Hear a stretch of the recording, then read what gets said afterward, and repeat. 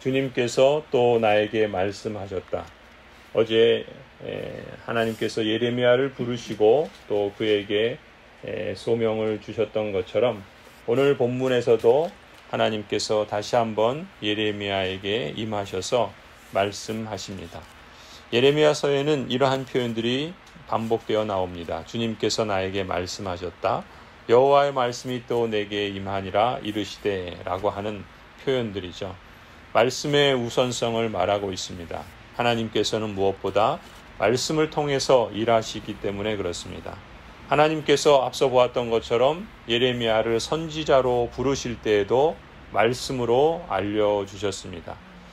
하나님께서는 예레미야를 부르실 때, 한 사람을 부르실 때, 복중에 짓기도 전에, 태에서 나오기도 전에 하나님께서 택하여 세우셨습니다. 이사야 43장 말씀처럼 내가 너를 지명하여 불러 세웠나니 너는 내 것이라 한 말씀 그대로이지요. 그리스도를 믿는 사람도 이러한 하나님의 택하심과 부르심을 입은 사람이라고 할 수 있습니다. 그렇기에 그리스도를 믿는 사람의 복은 하나님께서 나를 지명하여 택하시고 불러주시고 그렇게 특별한 존재로 삼아주셨다라는 사실을 아는 것이 진정 그리스도인의 복이라 믿습니다. 여호와는 한 사람을 부르시고 택하실 뿐만 아니라 또한 한 사람을 보내시고 또 사명을 맡기시는 분이십니다. 예레미야의 경우 열방의 선지자로 그를 부르시고 보내시죠. 그런 점에서 우리 그리스도인들도 마찬가지입니다. 예수 그리스도께서 우리를 그리스도의 대사로 보내십니다. 그런데 우리도 그렇지만 예레미야도 그렇습니다. 하나님의 부르심을 받고 또 하나님의 어떤 사명을 따라 보내심을 받는 사람들마다 하나님 앞에서 자신이 얼마나 연약하고 부족한 사람인가를 참된 신자라면 여실히 느낄 수밖에 없습니다.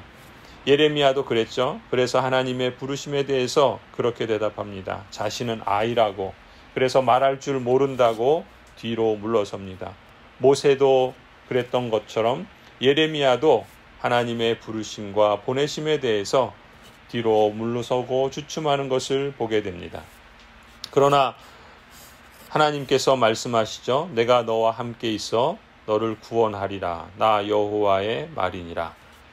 우리 그리스도인들도 마찬가지입니다. 우리 자신을 보면은 부족하고 어눌하고 또 그래서 우리에게 맡기신 그러한 역할과 사명을 감당하기에는 턱없이 모자라는 존재임을 보게 됩니다.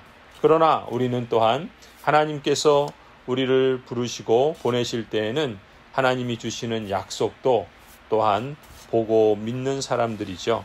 내가 너와 함께 하겠다고 하나님께서 부르시고 보내시는 것은 우리만 보내시고 부르시는 것이 아니라 하나님이 함께 거하시고 하나님이 함께 행하시고 하나님께서 친히 구원하시겠다라고 하시는 하나님의 의지와 뜻이 거기에 담겨 있는 줄 믿습니다.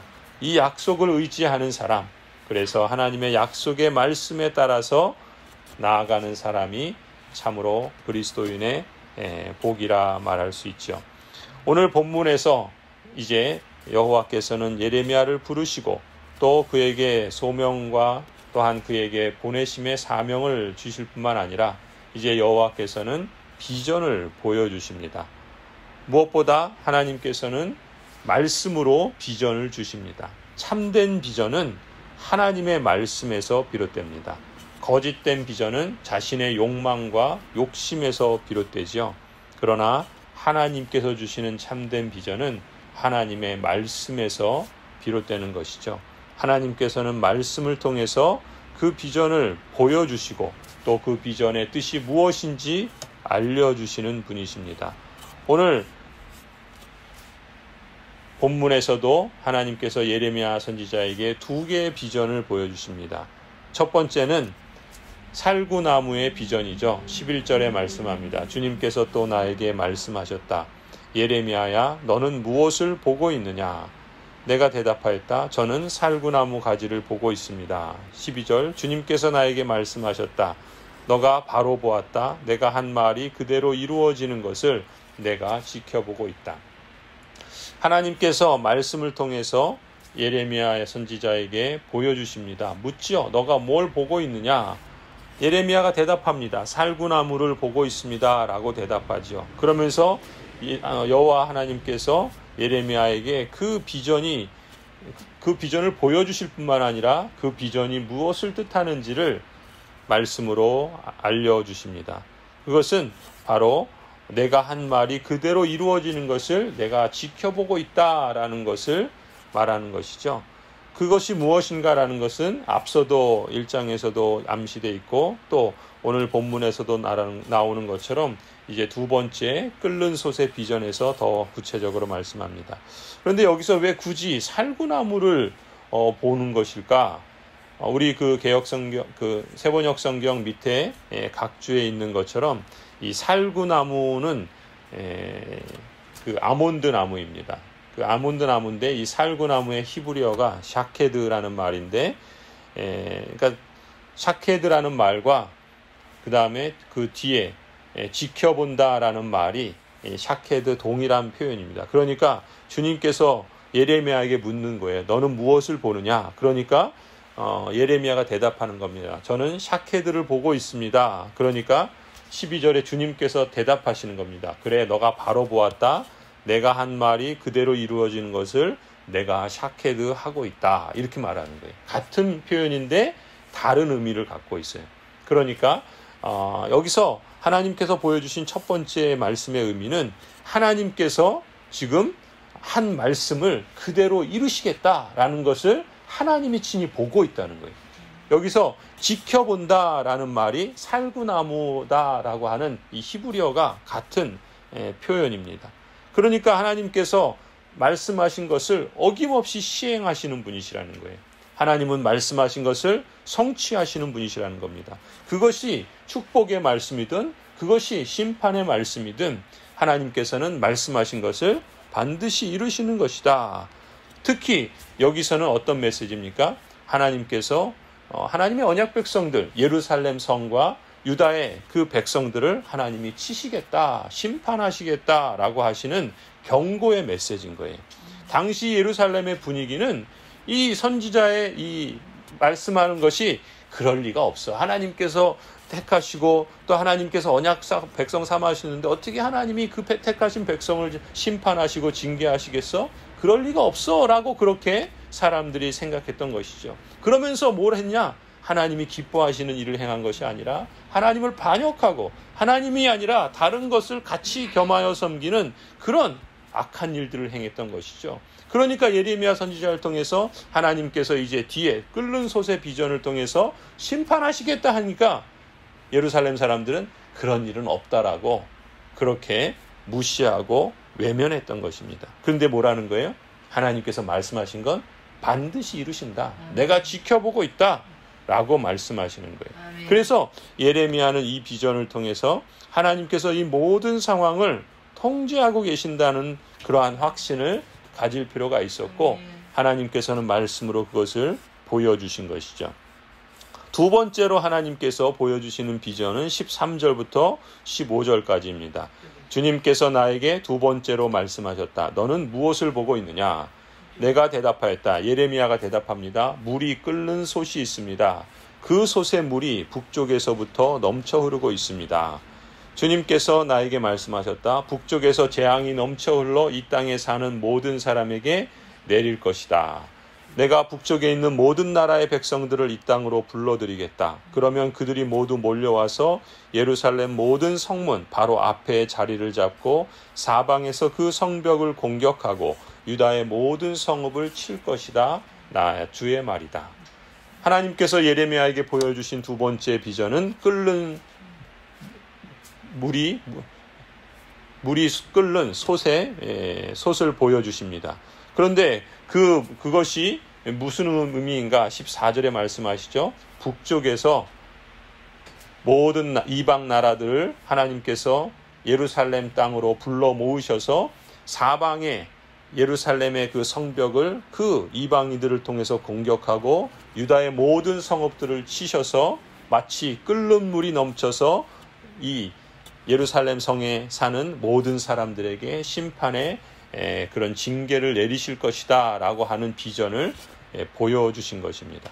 그러니까 북쪽에서 재앙이 넘쳐 흘러서 예루살렘 땅에 사는 모든 사람에 내릴 것이다 라는 것을 하나님께서 예레미야 선지자에게 보여주신 것이죠. 그러니까 예레미야 선지자의 그 역할은 무엇인가? 본 것을 말씀을 통해서 보여주신 것을 사람들에게 전하는 것입니다. 그런데 그 내용이 뭐예요? 하나님께서 예루살렘을 심판하신다는 거예요.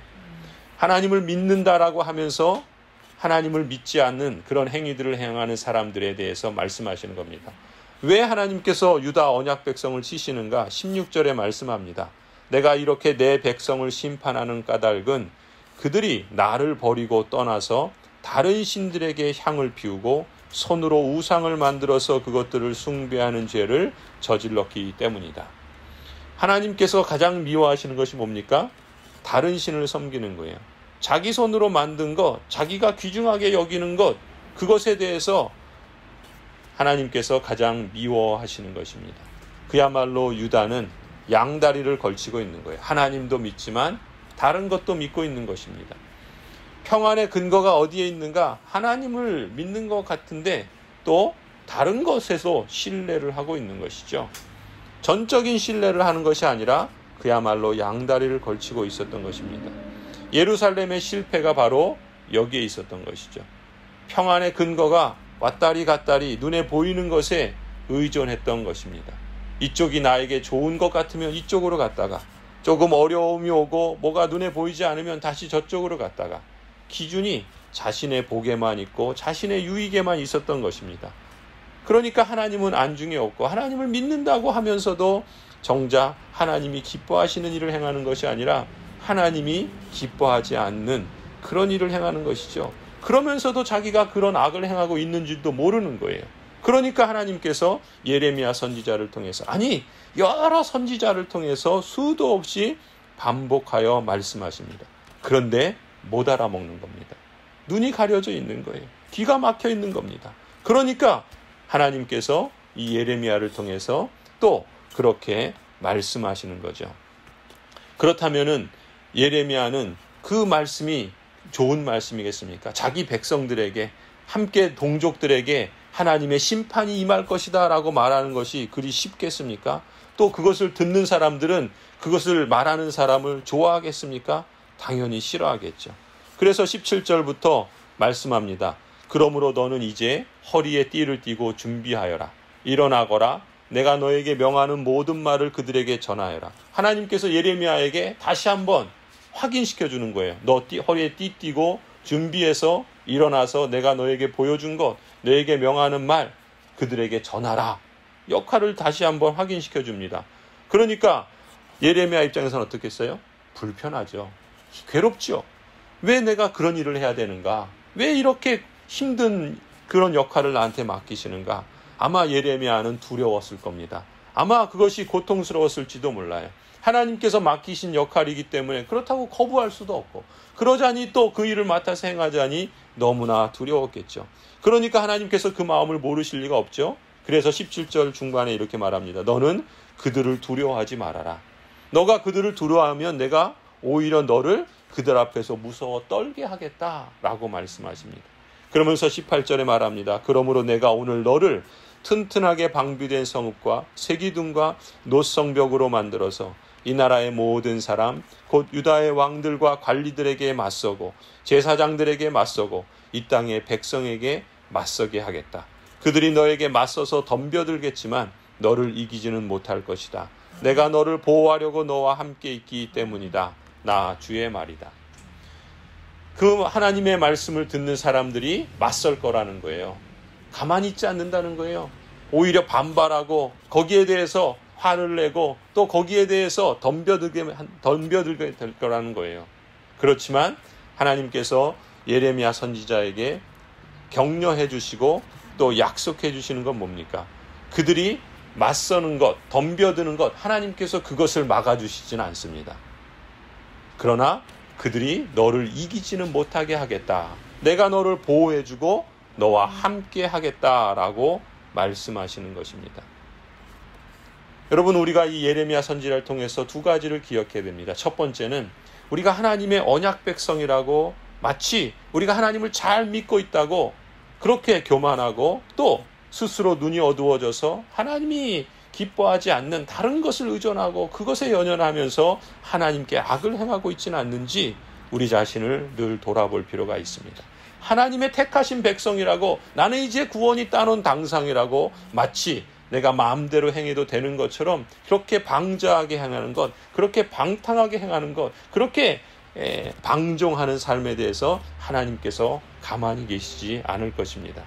또 다른 한편 그런 면에서 우리 자신을 늘 돌아볼 필요가 있는 것이죠. 내가 하나님 앞에 오히려 하나님의 택하신 백성이고 하나님께서 우리를 구원하여 주시고 하나님께서 우리에게 영광스러운 사명을 맡겨주셨는데 그렇다면 나는 어떻게 하나님께 응답하며 살아갈 것인가? 늘 우리 자신을 돌아봐야 되겠죠. 우리의 부족함과 연약함에 대해서는 하나님께 맡기고 신뢰하면서 그러나 하나님께서 맡기신 그 사명과 부름에 대해서는 담대하게 또 이쪽으로 저쪽으로 치우치지 않도록 늘 하나님을 향하여 나아가야 할 것입니다.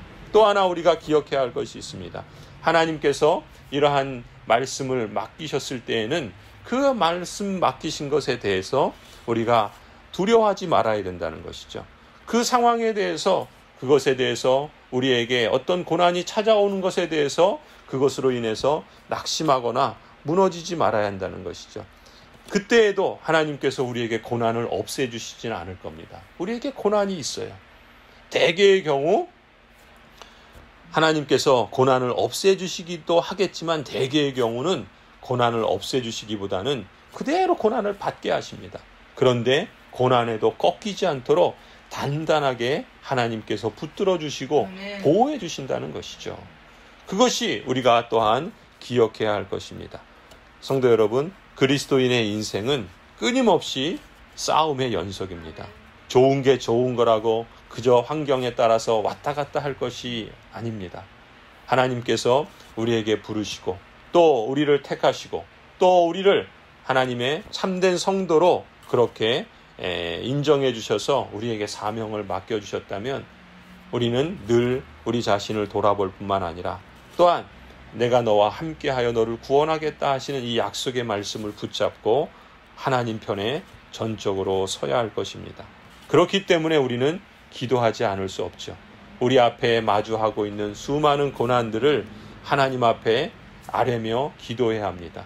때로는 고난을 없애주시도록 기도해야 되겠지만 그 고난이 우리에게 몰려올 때 그 고난에 대해서 꺾이지 않도록 순종하며 그 고난을 뚫고 이겨나갈 수 있도록 하나님께서 약속해 주신 대로 보호해 주시고 하나님께서 앞서 하나님께서 함께 행하시며 이끌어 주시도록 간구해야 할 것입니다. 그러면서 하나님의 일하심과 역사하심을 기다려야 되겠죠. 그 모든 시작과 그리고 그 과정에서 그리고 하나님께서 궁극적으로 이루실 그 목적을 따라서 우리가 하나님의 말씀에 주목해야 할 것입니다. 우리를 누가 부르셨는지 우리에게 보여주시는 비전이 무엇인지 그리고 하나님께서 우리에게 격려하시고 또 우리에게 권면하시고 또 우리에게 약속하신 것 그래서 함께 행하시는 분이 누구신지를 늘 기억해야 할 줄로 믿습니다. 앞서 우리가 예레미야 1장 8절에서도 하나님께서 반복해서 말씀해 주신 것이 이것이죠. 너는 그런 사람들을 두려워하지 말아라. 내가 늘 너와 함께 있으면서 보호해 주겠다. 나 주의 말이다. 오늘 19절에서도 말씀하십니다. 그들이 너에게 맞서서 덤벼들겠지만 너를 이기지는 못할 것이다. 내가 너를 보호하려고 너와 함께 있기 때문이다. 나 주의 말이다. 예레미야서를 보면은 이 말씀이 숱하게 반복됩니다. 그만큼 하나님께서 우리에게도 동일한 이 말씀을 주실 뿐만 아니라 영원하신 하나님은 이 예레미야 때에도 현재 일하시는 하나님이고 오늘 우리에게도 현재 일하시는 하나님이신 줄을 믿습니다. 주의 약속의 말씀을 믿고 신뢰하면서 주의 함께하심과 일하심과 역사하심을 따라서 우리도 이 믿음의 복된 길을 걸어갈 수 있기를 간절히 소원합니다.